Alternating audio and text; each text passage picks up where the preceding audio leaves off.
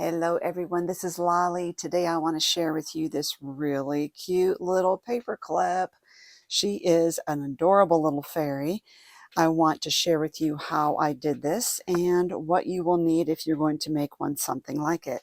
So you will need the stamp of your choice, and I am using Stamping Bella's The Littles, and I have chosen this little fairy girl right there. Stamped it out twice on marker friendly cardstock. So the kind of ink pad, one of the ones you could use would be Lawn Fundamentals Premium Ink Pad in Jet Black. I'm using alcohol markers, and I am using the Olo. You will need some of the 6-inch wide nylon netting, also known as tulle, and I cut a 10-inch strip of that. Then you need a strip of, I'm using the 1/8 inch ribbon, or you could use baker's twine or something similar to actually tie off the nylon netting. So I want to start with the nylon netting. And so with it lengthwise this way, I'm going to fold it roughly in about thirds. Now I'll show you how you can adjust this the way you want. So when you do that, this is the width of the bow. So if you want that bow a little wider, then don't fold these sides in quite so far. They do have to cross the middle though. Okay, just a little bit more. And then we're going to roll this up, but fold it, I should say. And however wide you choose to fold it is going to be the height of the bow. I'm trying to make mine a little bigger this time, like that. As it goes, make sure that this is not coming undone the way you have it at the top. Okay, now it's important on this, I don't want that end to stick out, so I'm going to fold that end in and then wrap it up. That's a pretty good. I think it might be a little wider than I want, so I'm going to try that again. One way you can stop the top from coming apart as you're folding it up is to clamp that middle right there. Let's try that again. I do want it a little wider. Okay, fold, fold, fold. But again, I don't want this part, the rough part, shown, so I'm going to fold that inside and then do this. Okay, now this is going to be my back, and that's how I'm going to work. Now you can use a little bit of fabric adhesive to help you out here, and that's what I'm going to do. I'm using Fabri-Tac, which is my favorite fabric glue. I'm going to just, now keep in mind that it's going to go right through that mesh, so you don't want to do this on a surface that you're trying to protect. I'm just giving it a little dot. Now when I bunch this up, this is the back. When I bunch this up, I want the two front and backs to be closer to me instead of folded away. And then I want to bunch it up like this. That way from the front, it's curved back rather than toward me. Okay, then I'm going to take this, and you can add a little bit of dots of the glue here and here. I'm just putting this on my mat, trying to find the middle there. Adding a little bit of glue, and then I'm just going to tie this around it. So it does get a little fiddly. And then when we're all done, we'll see if we like the size of the bow. And if we don't, it's nothing to panic about, because you can always save the bow for something else. That is pretty cute. Okay, now finish tying it the other way. And snip those ends off. You could snip those off pretty close to that bow right there. We also need a paper clip, obviously, and a way to adhere the paper clips. So I will give you a couple options here at the end. So now we have our bow, and see if we like that. So like I said, you can use this for any project. I decided I wanted a slightly bigger bow. Okay, I'm going to keep this because we're going to need that again. And then I'm going to start coloring my little girl in here.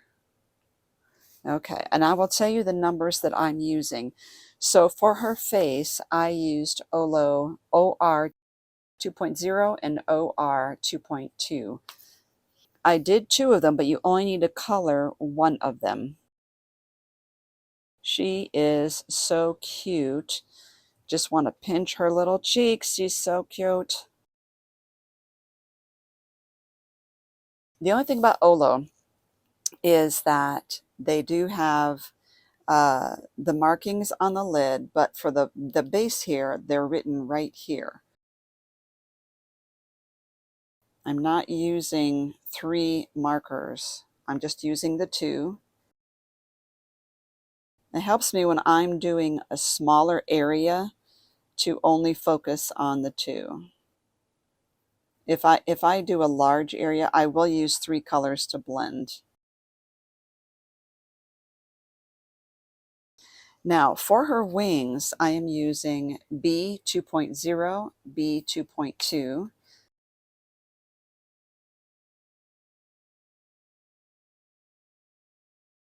So the method I use to get the dark color in there is to put the marker down and flick it. Sometimes I'm pulling it, but I'm lifting the marker as I go. And then it doesn't leave me a harsh line there for the transition. Very pretty. And I do have this for her cheeks. Oops, this came apart. And this is I need to have the RV 0.1, which I don't think is, yeah, that's fine right there. Be careful because she's got her eyes are really low down on her face. If you need a little extra pink, you can use the 0.2. Very cute. Now for her dress, I am using V 2.3 and V 2.4.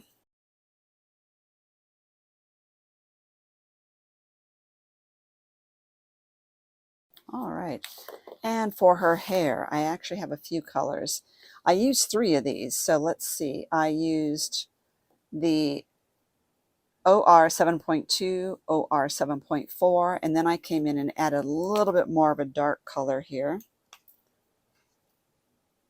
Now these markers don't come like this.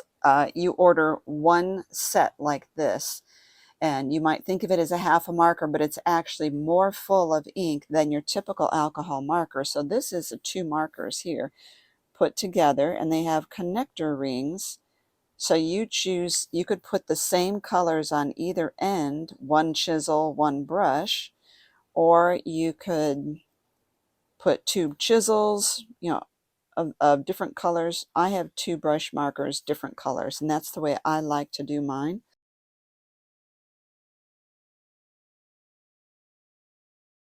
Now I'm going to leave that open. Give this an extra little color right in there. All right, now I'm going to fussy cut both of these out. So today we're going to use the Dress My Craft precision scissors. So this is for April's challenge in my paperclip art group, and the challenge is to use a stamp that you've never used before. It doesn't have to be something that you have to color in. A lot of crafters, they're not really fond of stamps anymore because they don't like coloring. You don't always have to color your stamps, so maybe that's something we can do. Put a comment down below and let me know if you'd be interested in a video about what to do with stamps when you do not like coloring. The reason that I have stamped 2 images is I'm going to cut out the second one and just glue it to the back here so that we have a nice stable little fairy. Well done, and let's get this little girl cut out. Okay, so this is all done, so we are going to glue that together. And we're going to use our Barely Art glue. Get that as centered as we can.